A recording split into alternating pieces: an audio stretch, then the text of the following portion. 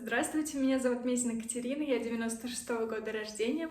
В 2015 году окончила в АТУ имени Щепкина курс Юрия Мефодича Соломина и Ольги Николаевны Соломиной.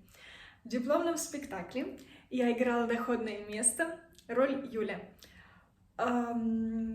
Есть опыт работы в кино, крайний проект, в котором я снялась для платформы «Кинопоиск», режиссер Евгения Стычкина, проект «Цикады». И также у меня есть сестра-близняшка Рита. А еще я хочу сказать, что я очень быстро учусь всему новому, так что для меня будет это не проблема. Спасибо, пока!